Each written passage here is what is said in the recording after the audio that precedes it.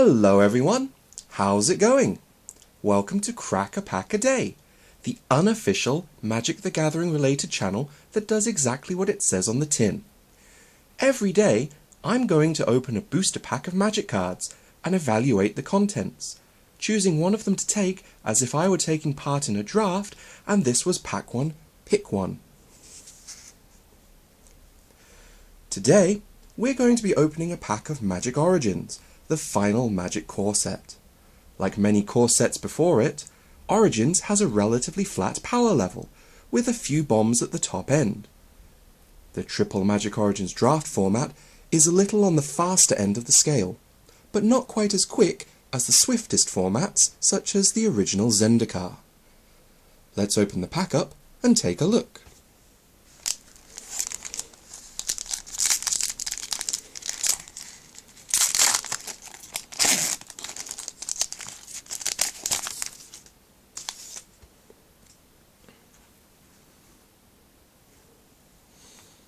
Up first is Dragon Fodder, a sorcery for 1 and a red. You put 2 1/1 red goblin creature tokens onto the battlefield. Dragon Fodder is a very average card. You get 2 power for your 2 mana, and they're in separate creatures, which means that if you're on the defensive, it allows you to block a little better than if it were a single creature card. That said, it's a very average card. It's probably not what I'd want to take first. Next up is Celestes Flare, an instant for white-white. Target player sacrifices an attacking or blocking creature. This is a very important, cheap and powerful removal spell. It does have the restriction that your opponent has to have an attacking or blocking creature, which means that you can't use it to take out utility creatures. But conversely, important creatures are likely going to be the ones that are doing the attacking or blocking. Overall, this is a very good pick. This may well be what I want to take.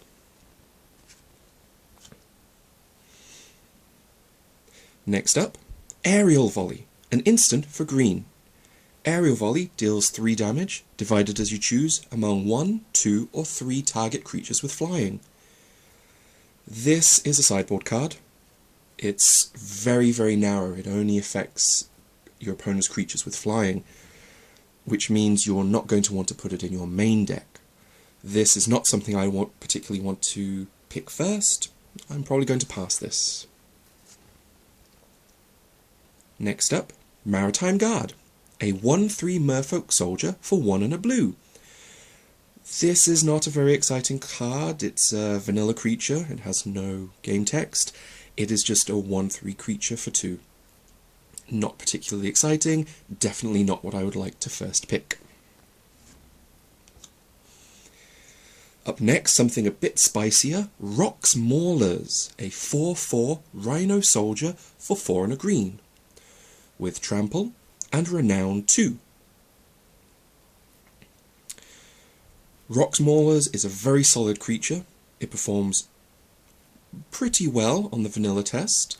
It also has 2 relatively important keywords, and once it gets an attack in and connects with your opponent, it's going to be a 6/6 trampler. It's a very solid card, but it's still not terribly powerful. Definitely not exciting. Maybe it's in contention, but I'm not certain I'd want to take it first pick.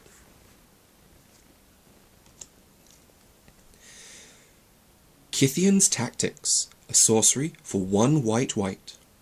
Creatures you control get +2/+1 until end of turn.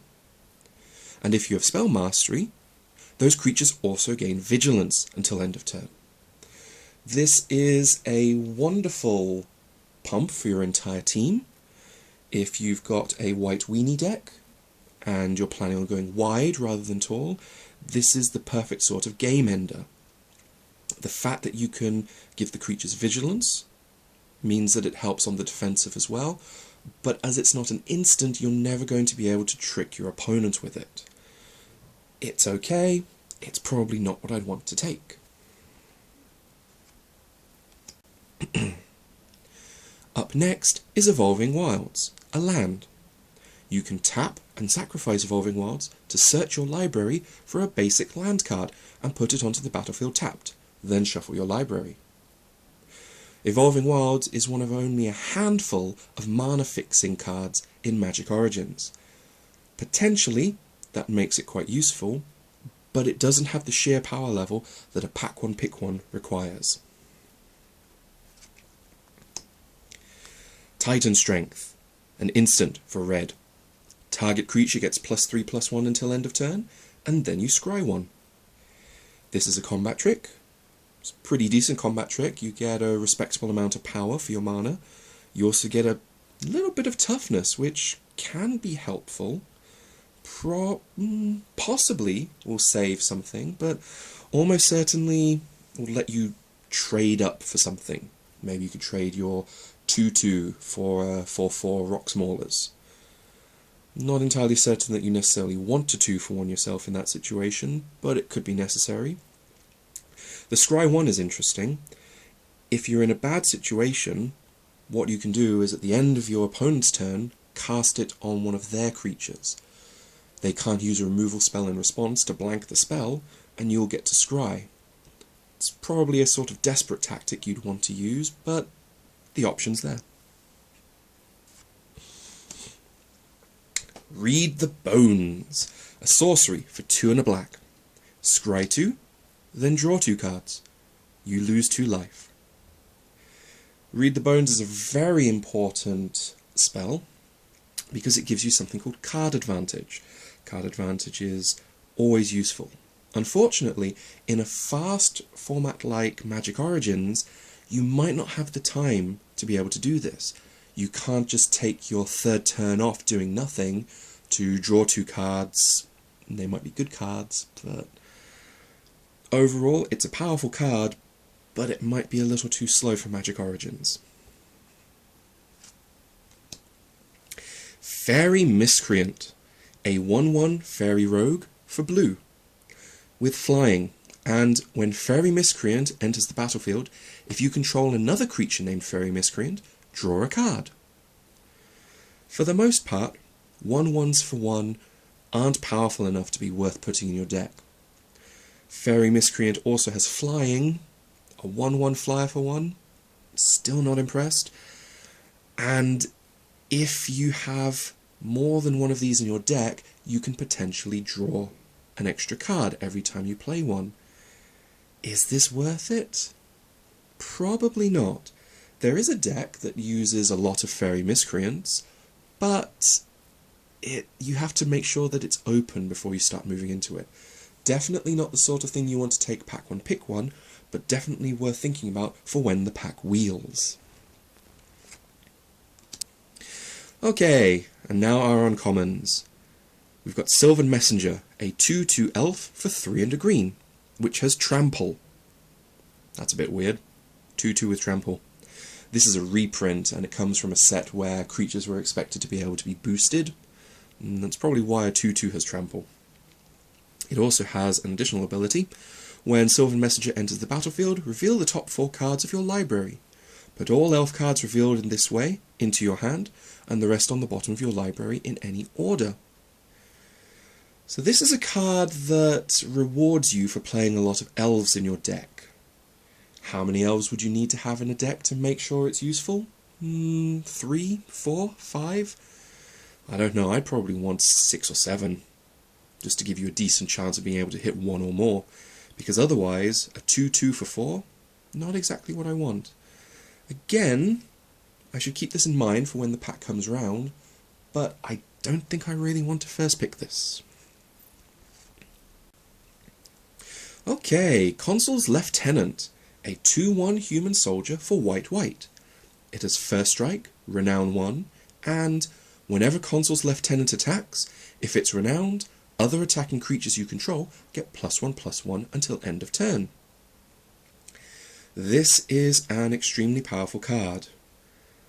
It's a 2/1 for 2 with first strike that after it hits your opponent the first time becomes a 3/2 that pumps your entire team every time it attacks. On the downside, it's double white, which means you have to have a pretty heavy commitment to white in order to be able to use this. I think you need somewhere around 10, maybe 11 planes in your deck to have a reasonable chance of being able to cast this on time. Later in the game, it's still pretty reasonable. It's a 2-power first strike creature, but you're definitely going to want to see this on turn 2 rather than any other given time.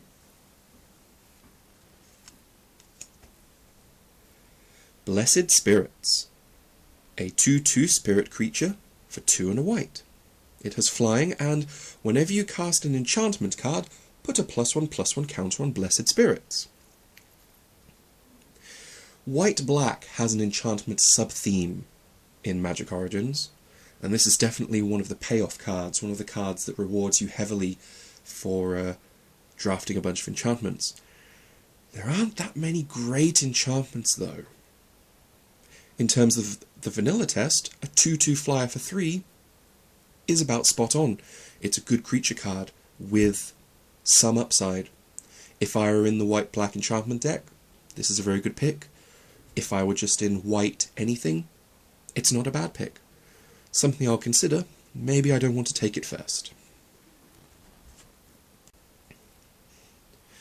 Our rare is Hicks' Prison Warden, a 4/4 legendary human soldier for 3 white, with flash. That's pretty powerful. A 4/4 flash for 5? That's good. Your opponent attacks in, thinks you can't block with anything, you flash the creature in, and you eat their biggest creature. Well, anything up to a 3/4, I suppose. Here's additional text. Whenever a creature deals combat damage to you, if Hicks' Prison Warden entered the battlefield this turn, exile that creature until Hicks leaves the battlefield. He literally is a Prison Warden. So in addition to what I described, where you flash him in and you kill your opponent's, well, biggest medium-sized creature, all of the other creatures that hit you, that are left unblocked, get exiled until Hicks leaves play. This is devastating against tokens, because when token creatures leave the battlefield, even to exile, they disappear. So if your opponent has a bunch of tokens, they hit you, Hicks is in play, the tokens will be gone forever, even if they subsequently remove Hicks. On the other hand, like a lot of white answers, he is an answer with an answer. Once your opponent kills him, they can probably get all of their creatures back. He's a pretty good card, though. I kind of like him. Maybe he'll be my pick. We also have an island and an ad card. Okay then, let's have a quick review of what we've got. Okay, here's our pack. To me, the main choices are Celestes Flare, Consul's Lefttenant, or Hicks' Prison Warden. I like Celestes Flare because I like removal. I like Consul's Lefttenant because it's a very strong early drop. I like Hicks' Prison Warden because he's a surprise, especially seeing as this is pack 1, pick 1, none of our opponents will have seen it. In game 1, or whenever he first comes out, he should be a total surprise for any opponent. That said, I think my pick is Consul's Lefttenant.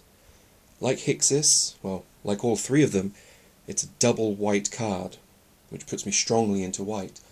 But Consul's Lefttenant is one that really rewards you in the early game. Magic Origins is a pretty aggressive draft format. I'd rather be attacking with a 2/1 on turn 3 than with a 4/4 on turn 5. And that's about all we've got time for today. If you disagree with my choice, then please let me know in the comments below. Have a good day now.